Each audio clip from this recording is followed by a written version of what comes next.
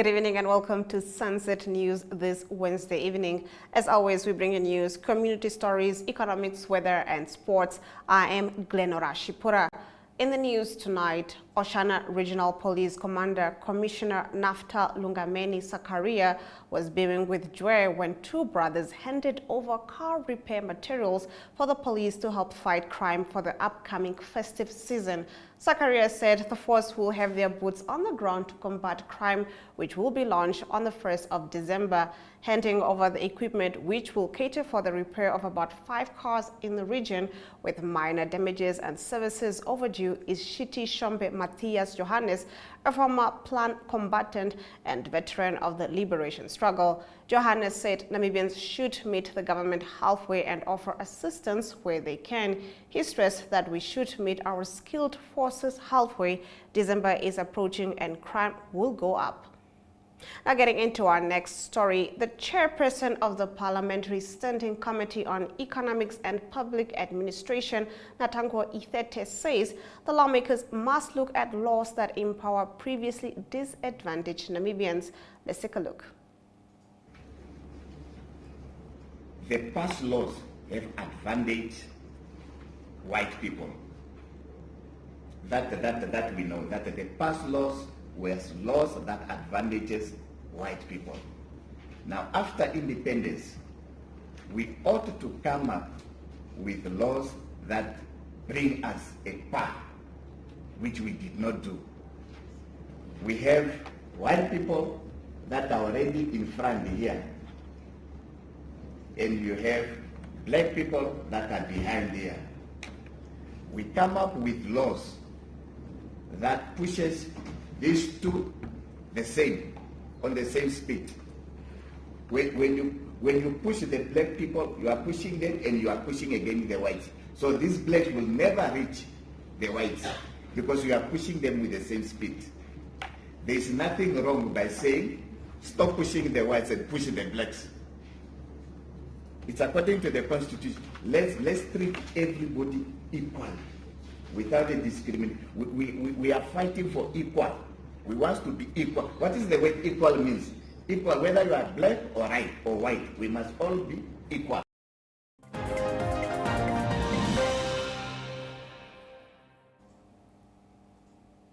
Lisa Figaji, Section Head Investment Promotion, Business Development and Liaison, City of Windhoek, has encouraged Windhoek residents to look at urban agriculture to expand their basket. She spoke during the launch of the Namibia Trade Network. Jemima Biekers was there. Yes, ladies and gentlemen, I think in terms of opportunities, I'm going to be talking specifically from a Windhoek perspective, and I think opportunities abound, and we're in a very exciting time where those opportunities from the city side has been strategically outlined. And we've just recently concluded a couple of strategies that are looking at what do we need to do as a city to take us into the next 5 years. And we have a strategic plan that looks specifically at a sustainable and caring city by 2027.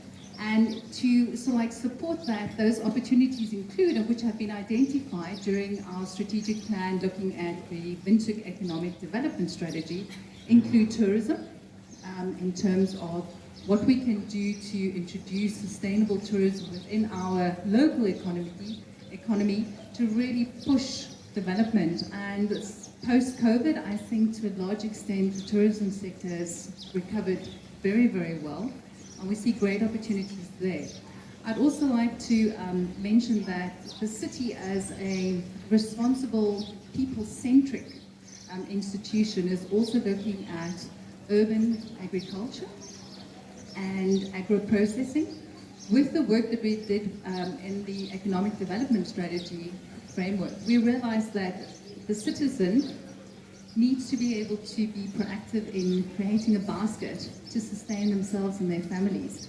And we would really like to promote, and also we would like to encourage all residents to look at the opportunities around urban agriculture and see how, at a household level, that can support the opportunities and the circular economies that we also have in terms of sustainable development for our residents.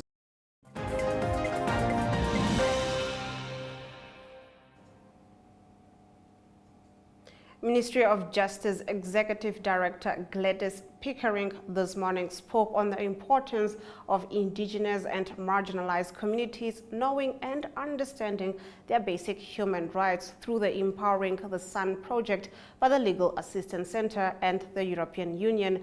Elizabeth Cabes was there. Good morning to each and every one of you. All protocol observed. I'm also not very good with protocol, so Your Excellency, Ombudsman Basilas, and all of you in attendance here today, it is my distinct pleasure and honor to welcome you to this event at the Legal Assistance Center on behalf of myself and on behalf of the Board of Trustees of the Legal Assistance Trust.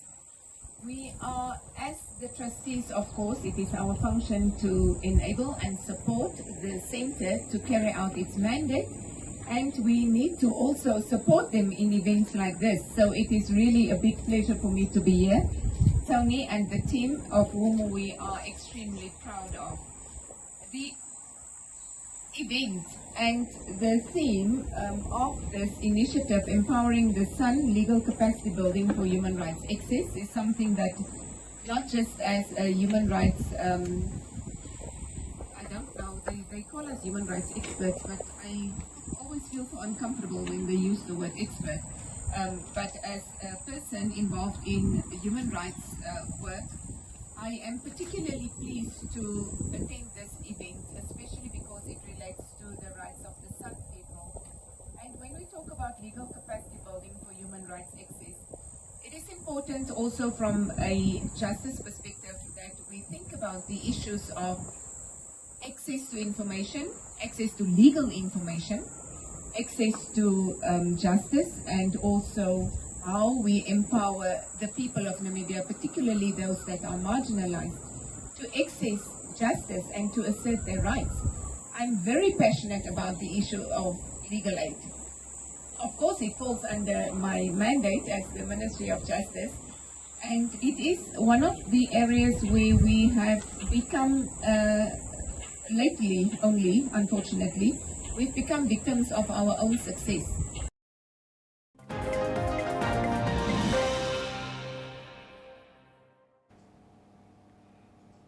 That concludes our top stories. Moving on, in our Story of the Day segment after the break, we take a look at the Oshikoto gold mine. We are so excited to be kickstarting your morning with the entertainment. Everything was happening during this past weekend. Yes. Exciting news. Wow, no, she was killing it already. In my opinion, I don't see anything wrong with him serving the full term. As well as keeping you informed on the issues that you need to know happening in and around our country.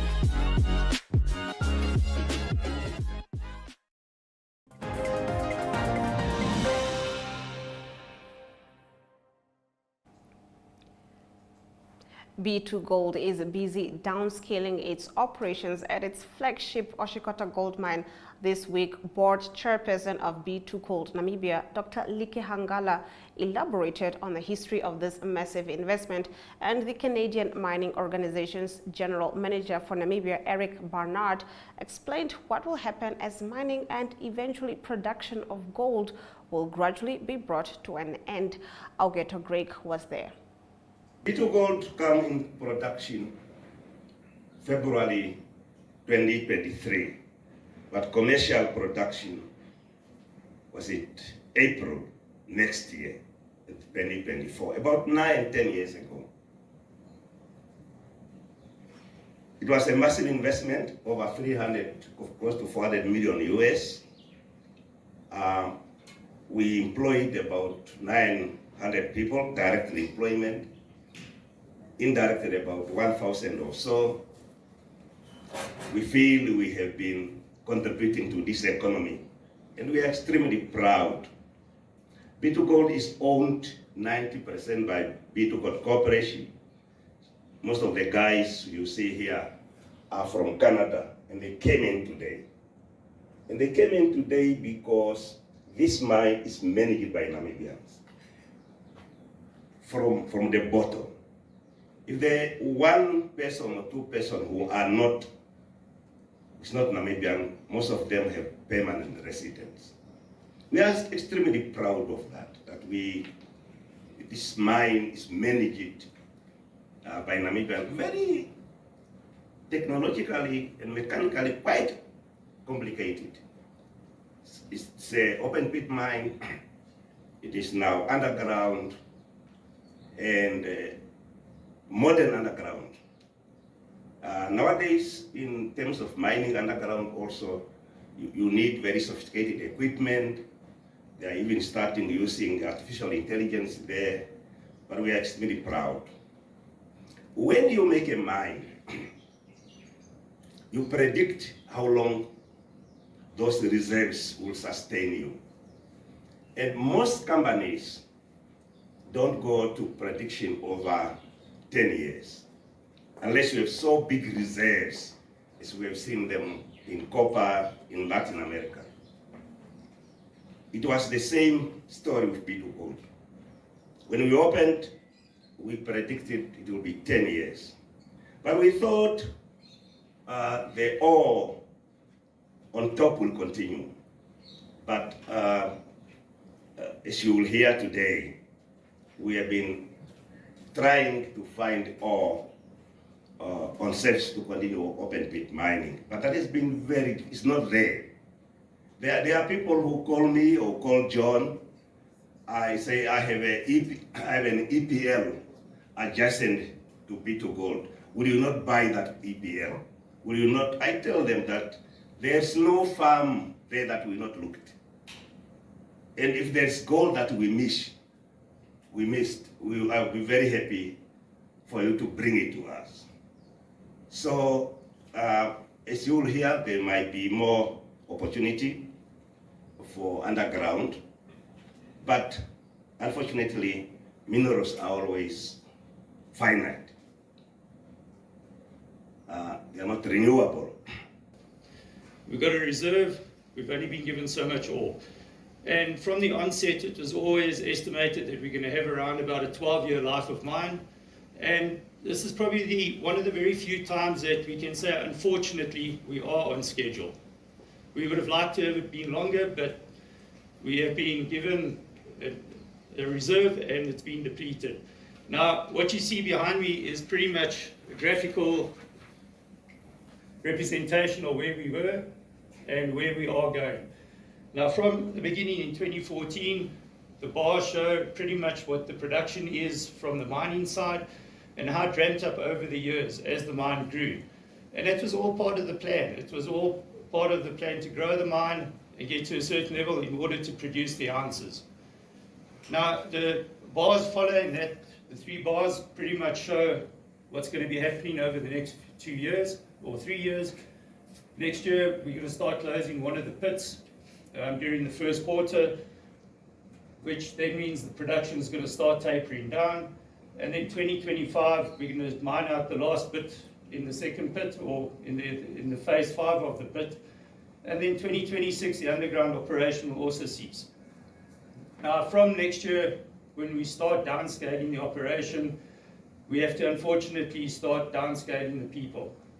And the number of people that get downscaled is in line with the production rates that come out of the mine. And over the next 3 years, we will be downscaling a significant portion of our workforce, but fortunately not the entire workforce. From 2026 onwards, when we start looking at the low-grade stockpiles, if it's economically viable, the mine will then continue. Actually, the processing plant will continue with minimal mining staff and run through to about 2031. But mining is not only about digging a hole in the ground and extracting the gold. It's also about taking care of the environment. Mines generally have got a bad reputation with regards to ruining the environment, leaving behind a legacy which is not pleasant. But what we have done is, as we have mined, we have progressively rehabilitated the areas. Our waste dumps, for example, as the waste dump got full, we started re-sloping the slopes, the embankments, put topsoil on, and started to seed it. And a large portion of our waste dumps at the moment, when it comes out, when we go into the rainy season, after the first rains, those dumps are green. Obviously, we can't do everything at once because it's still it's an active mining area. But as we cease with the mining, we rehabilitate. We've got a nursery across the road from the mine, which we propagate our own seedlings from, and we use that to revegetate the embankments.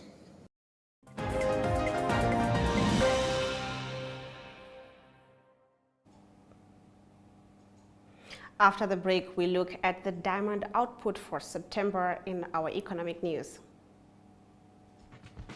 Welcome to My.NA Cars, your ultimate destination for everything automotive. I am your host, Diana Master. Teamwork makes the dream work, right? Discover the latest models, innovative technologies, and expert insights from our passionate hosts. Learn essential maintenance tips and get exclusive behind-the-scenes access to the automotive industry. Don't miss My.NA Cars on NTV every Thursday at 2100 hours. Tune in and ignite your passion for automobiles.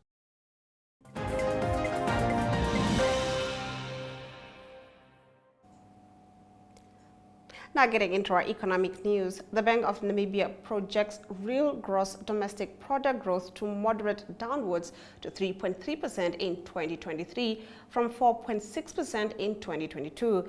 The mining sector, particularly the diamond mining subsector, is expected to continue supporting growth in 2023, albeit lower when compared to a strong performance in 2022.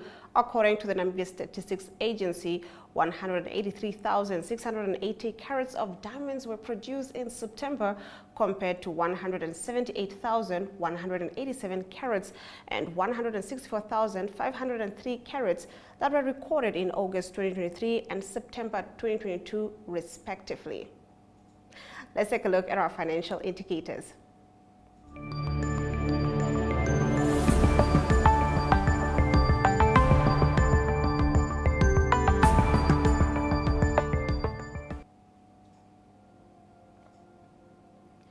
The Namibian dollar trades against the British pound at 22.58, against the euro at 19.74. 2 Namibian dollars and 51 cents gets you 1 Chinese yuan.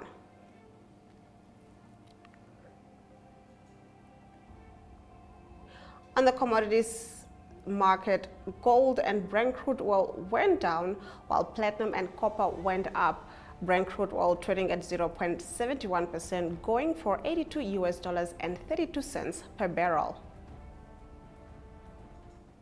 In international news, after the break, we look at Greta Thunberg's non-guilty plea in court.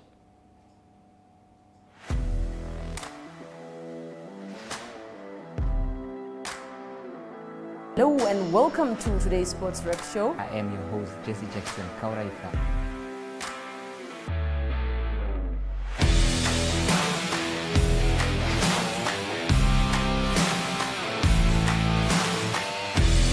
In replay, Namibia, who had won the toss for the first time on this tour. Good day everyone, time for international sports news, starting off with tennis news, both on the WTA for women's and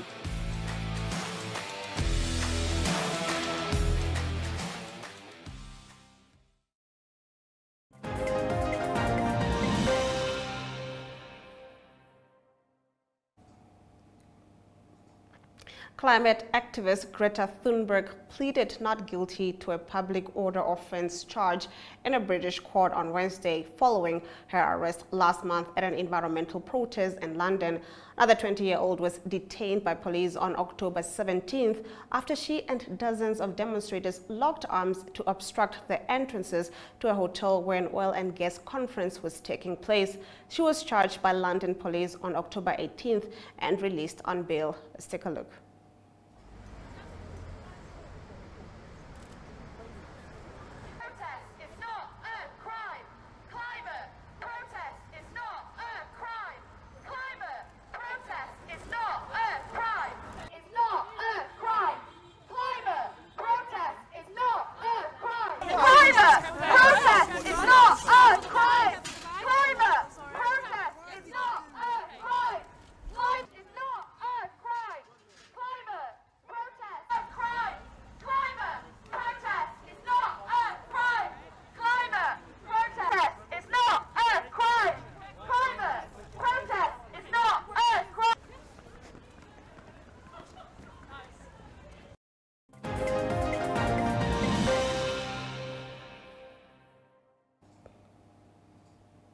we've experienced some showers in the capital city. Let's take a look at the weather predictions for the rest of the country.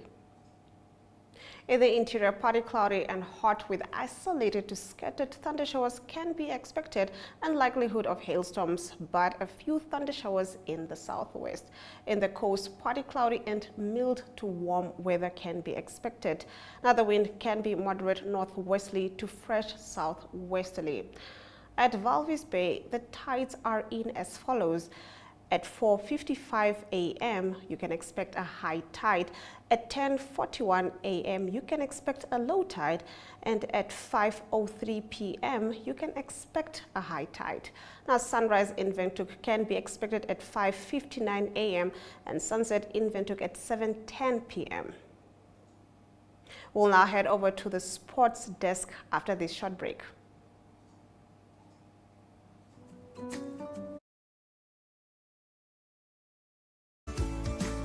Take a load off and tune into another episode of Brave Namibia, when we take a look at both ordinary and extraordinary Namibians sharing their stories. Brave Namibia is broadcasted on NTV Saturdays at 6:30 p.m. and oneup2.com, and broadcasted on the following Facebook platforms on Wednesday at 5:30 p.m. Republican, Algemeine Zeitung, Namibian Sun, and all Namibia Media Holdings pages. For more information, contact the Brave team at brave@synergy.com.na. Brave Namibia, for the ordinary and extraordinary Namibians.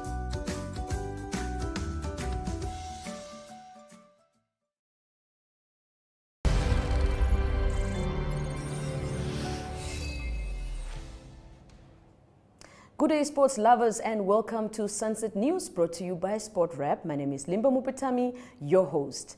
3 national relay records were broken at the Bank Windhoek Long Course Gala 2, which was held at the Olympia swimming pool over the weekend. In the girls 17 to 18-year-old category, the Aqua Swimming and Fitness Club team set a new 200 meters medley record of 2 minutes 20.70 seconds to break the former mark of 2 minutes and 24.73 seconds. Well, of course, the former Namibian footballers, the legends of the game, the class of 1998, will face South African legends on Saturday at the Independence Stadium in the Dr. Hage Geingob Cup. Well, of course, if you are in Windhoek or around the city, please do head over to the Independence Stadium to catch that match. Now, of course, the Brave Warriors, the match between the Brave Warriors of Namibia and Equatorial Guinea is underway in Malabo as they are gearing for the 2026 FIFA World Cup qualifying campaign. Well, of course, at the moment it's halftime and it's 0-0, so please do keep an eye on our social media pages for results as the match ends. Well, of course, that ends today's Sunset News. We will, however, be back again tomorrow. Same place, same time.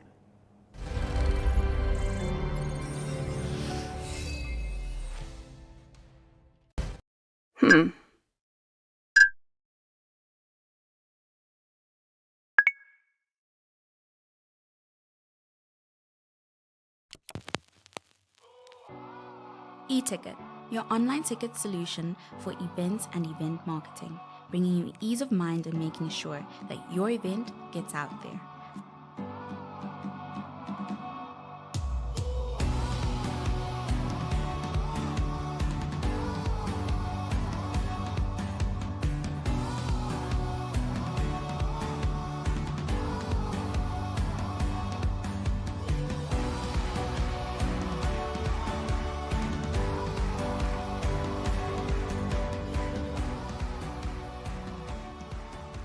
For more information, contact events@nmh.com.na.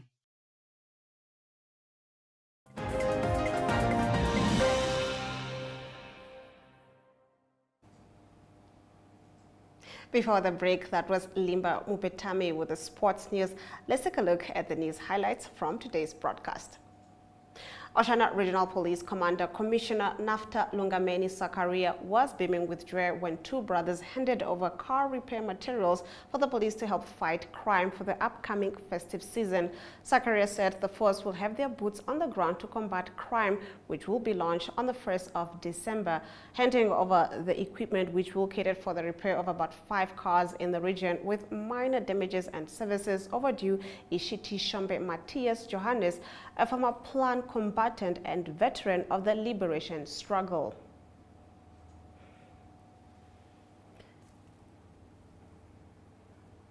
The Bank of Namibia projects real gross domestic product growth to moderate downwards to 3.3% in 2023 from 4.6% in 2022. The mining sector, particularly the diamond mining subsector, is expected to continue supporting growth in 2023, albeit lower when compared to a strong performance in 2022.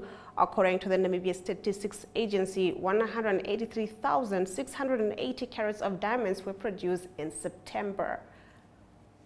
And with that, we've come to the end of our broadcast. Make sure you join Sunset News on Facebook, on all the NMH platforms on weekdays, as well as on our website, oneup2.com. I am Glenora Shipura, and this has been Sunset News. Don't end your day without us.